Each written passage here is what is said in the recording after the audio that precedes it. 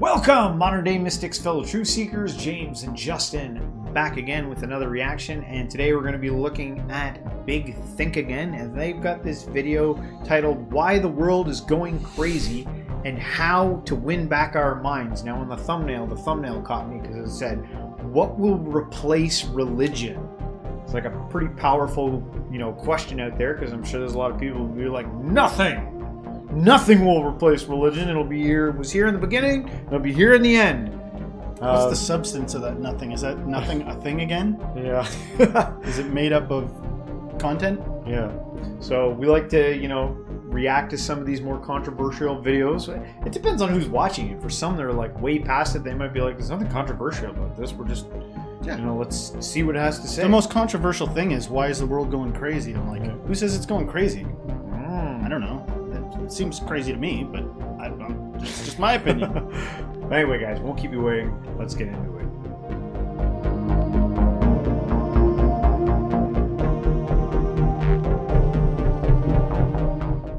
It's really easy to forget that we're just monkeys with clothes.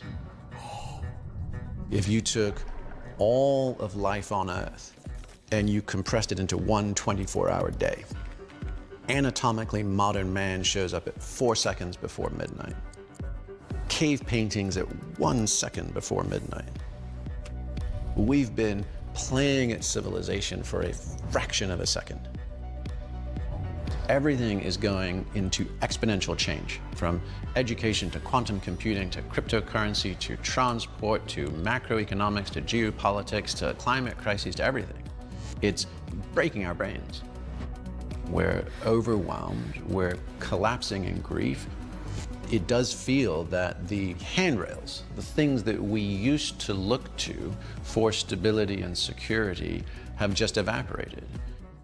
If we've experienced a collapse in meaning, how do we go about restoring it?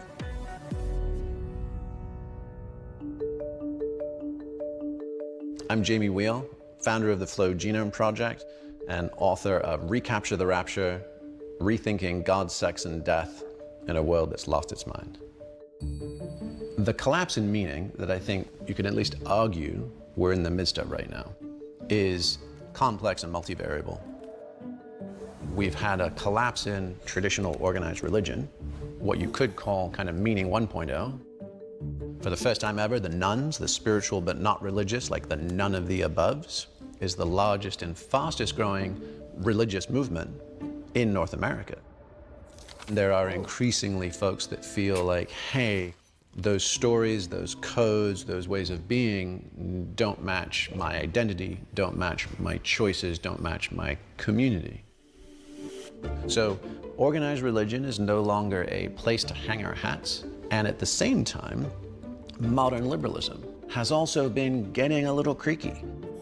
That's meaning 2.0. Think of the ivory tower in academia, news media, businesses and corporate titans in leadership, potentially even medicine. And you just take those and you just go one by one. You're like, oh, well, Goldman Sachs sold Middle America down the river in 2008. McKinsey helped Purdue Pharma sell more OxyContin well after the negative effects were demonstrated. The New York Times and the Wall Street Journal, which used to be considered the journals of record, are now imploding. And the same thing with doctors, the same thing with corruptions in peer review and the replication crises. Basically everything you've ever seen on a TED Talk is probably not true. So all of the places that we used to use rules of thumb or decision-making shortcuts, that's just evaporated. So in that collapse, we're getting fundamentalism on one side and we're getting nihilism on the other. We're getting diseases of despair, we're getting real heartbreak. I think you could make a case that that is why we're seeing this uptick in conspiracy theories of all stripes. Will anybody make sense of all of this nonsense? Captivating, very interesting so far. It made me think of a conversation I had just recently with a close friend of mine. And we were talking about how much we appreciated the ability to be frank with each other and share our feelings about things. And I was saying that seems to be vital this day and age. there's this idea that a lot of men have, where you're supposed to kind of hide how you feel, and you're supposed to put your head down, and you're supposed to put emotions and feelings aside. And I was saying to him, I don't know if it's ultimately true, but this is my idea of it. As I was saying, if we were like us and our buddies all lived in a tribe together, and we had to like kill a boar that day to survive, it'd be like, what are you talking about? We don't have time. We don't even have downtime to think about feelings. The fact that we have like a surplus of time, like downtime to think, all of a sudden makes it like important, like vital to actually talk about your feelings, lest you become like a terrifying statistic as somebody that like goes off and isolates and doesn't understand and starts to self-harm. I believe that it's been a vital importance to turn into a society, given all the time and leisure and things, even benefits that we enjoy. Along with that comes like a desire to understand ourselves, understand our feelings.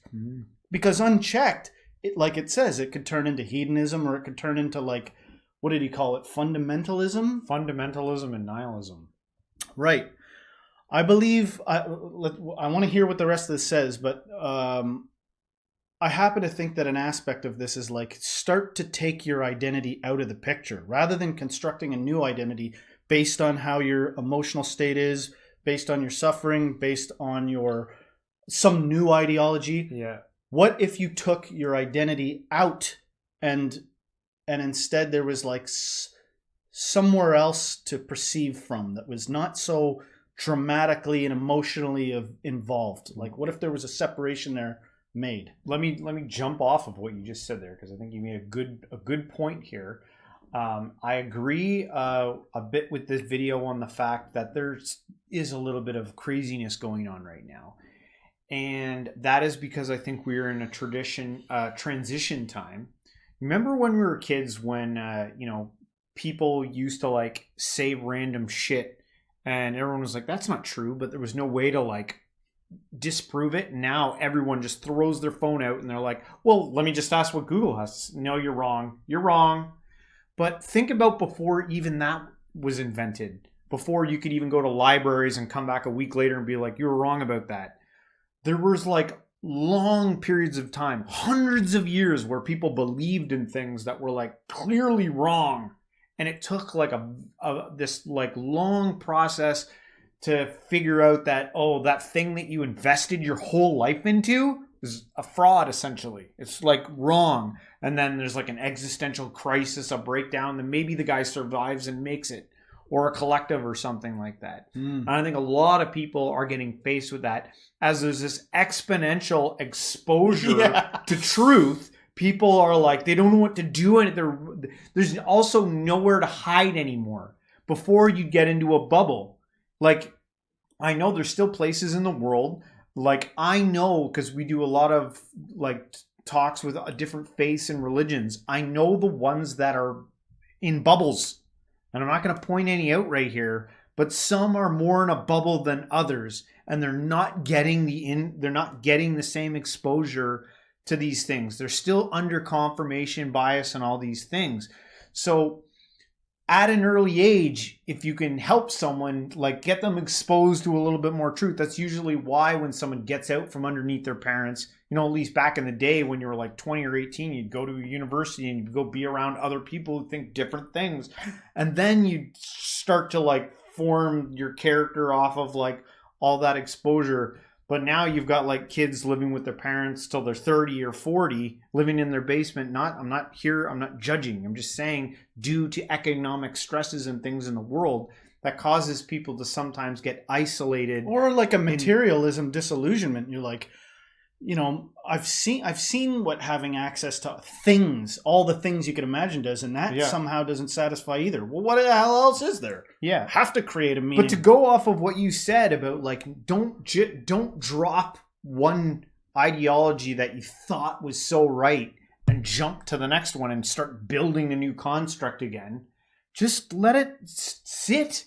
Mm-hmm. Enjoy all the info coming on. Stop jumping to I need to Because the ego wants to know that it has some firm foundation of absolute understanding. Your ideology is going to cause you distress. Yes. Because no matter what it is, because it's like, well, wait a sec. What if everybody drops ideology and we just kind of are existing? That's going to be without rules, without like an idea to grasp onto. It's going to become chaos, or it's going to cause an economic collapse because people aren't going to be driven to like produce or something like that. Which isn't necessarily the case, because there is a collective equilibrium. There is a collective establishment out there that kind of, even though everyone may not be on the same page, everyone's not going to go out and start robbing off. You know what? I don't know what my values are. I need to go rob someone now. There's still things in place. But you could believe in an economic equilibrium. You could believe in a collective equilibrium. The reason I can say this is I'm pretty confident it's not just going to, what I've just said is going to waken everybody up and we're going to face an economic crisis. Things seem to take time to work out. But those that are suffering, those that are like turning to hedonism, or turning to extremism, I'm saying your ideologies cause you a lot of distress and unsettlement. They cause a lot of drama. They cause a lot of contention. Like, I wouldn't want to look at history with rose-colored glasses. You pointed out that there were collective beliefs that seemed to dominate giant epochs of time. But even within that, I would argue that there were splinters. People would break off, and it would be like Protestants versus Catholics. You know, like, I believe in Jesus more accurately. I believe in Jesus more accurately, and like war. You know what I mean? There's this tendency for all groups to split and segregate and create new ideas. It's the nature of, I don't know, entropy or diversity or complexification. But for those that have eyes to see and those that have ears to hear, that are like, I only get like 3, maybe 4 20-year epochs in my life, and then it's curtains. And I just don't want to suffer anymore. I just don't want to have self-harm ideations. I just don't want to go around and keep wondering why I'm destroying relationships and failing and all these different things. My suggestion is, and we got to get back to the video, but what happens if you take your tendency to create a belief, no matter, even if it's one that feels like a warm blanket, if you take that out of the picture and you just be for a moment. If you notice when you be, you can't do it. Your mind is overactive. It won't leave you alone. It's pulling you and puppeteering you, your mind and your emotions and your ideologies. I would say, you can start to look into something like meditation, or start to look into something that reduces the volume of that ego, which is blaring and like is like almost on autopilot. It's just screaming into the void needs and survival things. We're at a precipice now where it's possible in your downtime to start doing some investigation and get in touch with like the most basic form of being, rather than getting swept up and hasty, possessed by ideology. For me. If you can give me a happily ever after, if you can tell me that I'm one of the good guys and you promise to get me to the other side, hundreds of thousands of people these days are deeply vulnerable to that promise. These are rapture ideologies. We can see examples of that with ISIS and Christian Zionism. But I think what is equally important to note is that they show up in Wall Street, in Silicon Valley. All of these rapture ideologies share the same structure. Number one, the world as we know it is screwed. Number two, there's an inflection point coming soon. Number three, as soon as we get to that inflection point, me and mine, the elect, the saved, are going to score one of the golden tickets to the other side. Number four, so let's get there as fast as possible. Don't worry about the collateral damage of the world we're leaving behind. So the question then is, how do we create liberating structures so that a lot of people all around the world can experiment, innovate, and adapt their own approaches to finding and restoring meaning without it coming tops down? If we want to create meaning 3.0, right, which is a blend of traditional religion and modern liberalism, right? How do we have the salvation that religion promises and the inclusion that modern liberalism is committed to? From meaning 1.0, we need healing, inspiration, and connection. From the modern liberal side, we want this to be open source. We want anybody, anywhere to have access to this. It needs to be scalable, really cheap, or outright free. And then the third is it has to be anti-fragile. As Mike Tyson said, everybody's got a plan till they get hit, right? So the idea of an anti-fragile solution is one that actually digs in and gets stronger, more rooted, more effective as things deteriorate around it. If you want to do things that everybody has access to that are effective, start with evolutionary drivers like breathing, sexuality, embodiment, substances, and music. Our nervous systems and our bodies can actually be profoundly potent tools to discharge trauma and to prompt peak states and inspiration. Bringing that design thinking approach is an attempt to support that. So that would be the hope for Meaning 3.0. It doesn't promise an out or an escape. It doesn't promise a happily ever after that is structurally different from right here, right now. We need tools to mend our trauma, tools to reconnect with inspiration, why we're here and what it all means, and tools to better connect with each other. And if we can do that, then we stand a chance of recapturing our rapture, our bliss, our contentment, our belonging, our passion, and the story of who we are, the story of where we're going, and the commitment to figure out together, what do we do now? By the way, I don't want to marginalize people that can't see or hear. Yeah. There's other ways of attaining information. I don't mean actual eyes or actual physical ears. I mean like a capacity to perceive what I'm saying is what I meant by that. Yeah. Disclaimer. All in all, really good video. Essentially, I think like the heart of the message was that we need to like get humanity to believe in itself. I don't know if you could throw an again on the end there. I'm trying to think. This might be the next step for us. Like, has there ever been a time in all of human history where the majority of people had a positive view of humanity, saying, we're all getting together somewhere, good?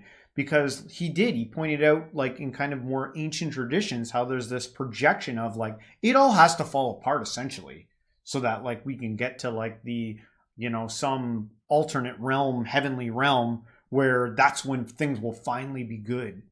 And he's saying we need to like scratch that. We need to get away from that and like essentially believe that we can create a world that's worth living in.